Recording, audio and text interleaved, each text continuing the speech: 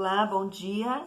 Eu sou a Nancy Batistella, sou contadora, professora universitária e mestre em comunicação e semiótica e venho aqui na minha área do conhecimento, né, de tributos, como contadora e auxiliar vocês nesse momento, os empresários, nesse momento de calamidade.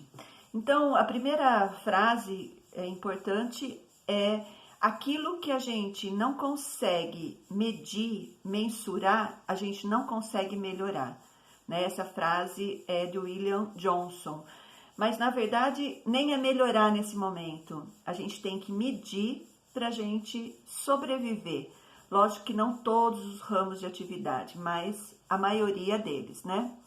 Então, a gente pode começar a pensar no ponto de equilíbrio, né? Esse é o ponto-chave. Então, eu tenho que olhar para o meu ativo e para o meu passivo e ver o índice de liquidez, né?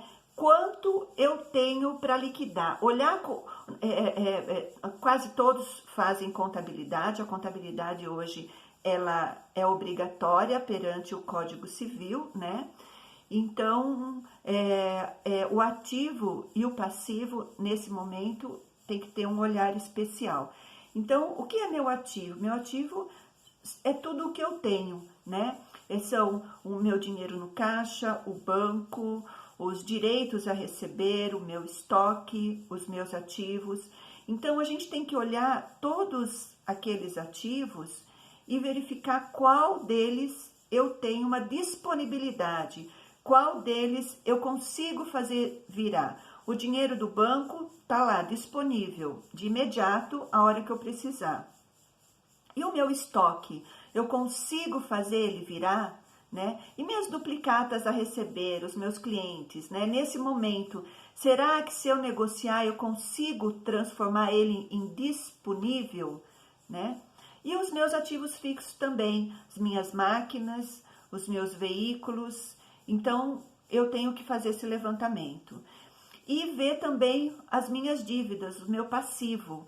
Então, eu estou devendo, qual dessas dívidas eu posso transformar a longo prazo, tá? Para esperar esse momento de calamidade que nós estamos passando. Então, deixa eu ver, eu marquei algumas coisas para falar para vocês, né? Então, o índice de liquidez, ele é muito importante nesse momento, né? E daí olharmos também para o DRE, que é a demonstração do resultado do exercício.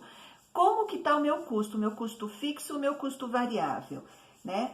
Então, o meu custo fixo, vamos olhar primeiro para a folha de pagamento, né? Então, já teve algumas normas do governo, né? A Denise é da área do departamento pessoal, Denise Batistella. Até hoje é dia 1º/4, às 21 horas, ela vai fazer uma live sobre a área dela.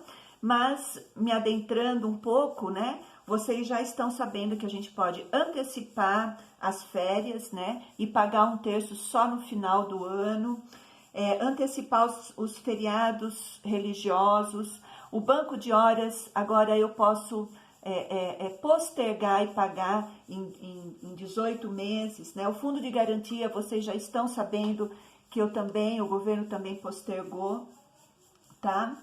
Diminuir as horas, né? Também essa não foi aprovada ainda, a Denise vai se adentrar melhor, acredito eu, mas o governo também está falando para a gente reduzir tanto as horas trabalhadas como o salário também em 25%, tá? Mas ainda precisa ter as normativas, tá?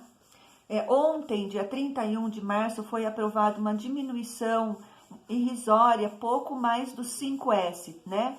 Daquela parte da Previdência que vocês pagam na guia do INSS, uma parte dela vai para o SESC, SENAC, o SEBRAE. Então, o governo já tomou uma medida para diminuir um pouco essas porcentagens, tá?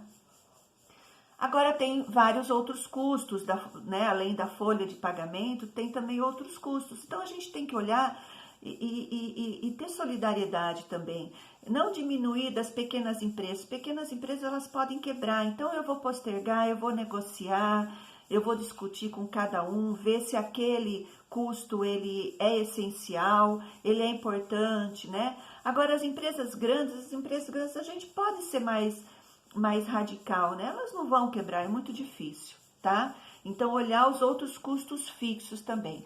Os custos variáveis, né? Eles já variam. Se eu não vou ter receita, se eu vou diminuir a receita, os custos variáveis também vão diminuir proporcionalmente, né? O governo editou a medida provisória de postergar o Simples, da parte federal, tá? O Simples, as empresas enquadradas no Simples, elas pagam num documento único, né, que chama o DAS, mas dentro desse DAS, uma parte vai para o governo federal, uma parte vai para o estadual e uma parte vai para o município, né? Então, o que postergou é só a parte federal, né? É uma iniciativa interessante, é lógico, tudo que vier para diminuir os custos é bom, é melhor, né, nesse momento, mas ainda é muito pouco perto do que a gente precisa, tá? Então, o Simples a gente vai pagar depois a parte federal, tá? Daí, se esse índice de liquidez ele não tiver suportando esses meses, esses possíveis meses que a gente vai ficar sem receita ou vai diminuir ou diminuir, né, a receita bruscamente, né? Então, essa minha liquidez não tá boa, né? Então, eu vou precisar de capital de terceiros, né? Ou capital próprio. Se eu tiver condições, o sócio de fazer uma FAQ, né? A FAQ é aumento, adiantamento para futuro aumento de capital, né? Esse seria o mais econômico. Mas se eu não tiver condições, eu vou precisar de capital de terceiros, né? Então, aí você tem que conversar com o seu banco e negociar. Né, o que eu estou ouvindo falar que os cartões de crédito eles já deram para a gente pagar 3 anos e os juros que era de 7,7 foi para 2,9. 2,9. Então, também é algo para se pensar, né? Agora tá para editar até hoje. O governo prometeu fechar hoje aquele financiamento para folha de pagamento, né? Que é dos 3 maiores bancos, a mídia está colocando bastante, o Banco Bradesco, o Santander e o Itaú, tá? Mas é através do BNDES. O BNDES é um pouco burocrático, tá? Mas não são para todas as empresas, são para as empresas que faturam durante o ano 360 a 10 milhões, né? E também vai ter regra, a gente não vai poder demitir, então a partir de hoje, que a lei se for aprovada hoje, a gente não pode demitir funcionários durante 2 meses, a gente tem que estar com as obrigações em dia, né? E a gente com certeza vai ter que provar que a nossa receita diminuiu, tá? Que mais? O governo está sempre colocando em pauta, vai e tira. Ontem teve um projeto de lei 766, que junto com todas essas ações do governo, estava lá uma pauta de que iria cobrar impostos sobre o lucro, né? Então, toda empresa que está com as obrigações em dia, a gente distribui lucro para os sócios isento de imposto, né? Essa isenção é de 1995.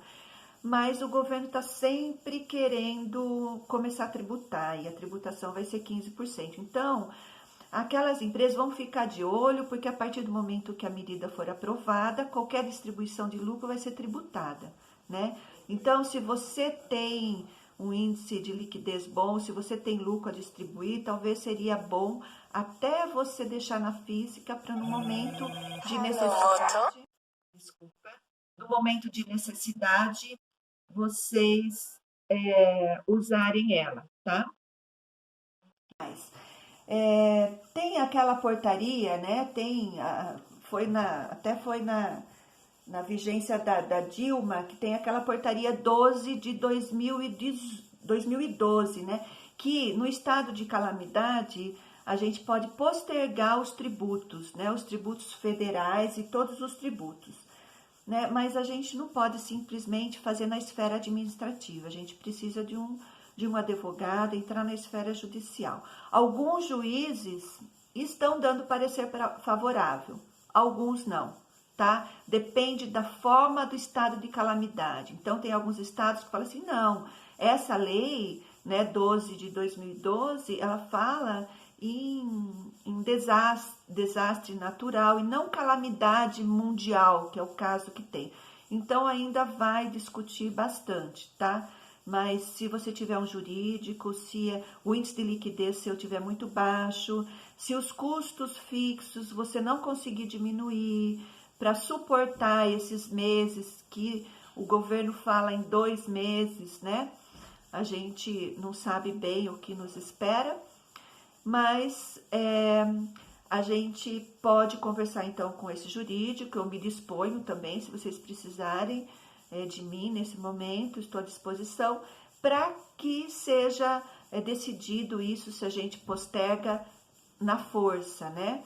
O simples, a parte federal, o governo já aceitou essa postergação, mas das outras empresas que estão no lucro real e no lucro presumido, a Receita Federal já se pronunciou que não aceita essa postergação. Então, é a nível judicial mesmo, tá?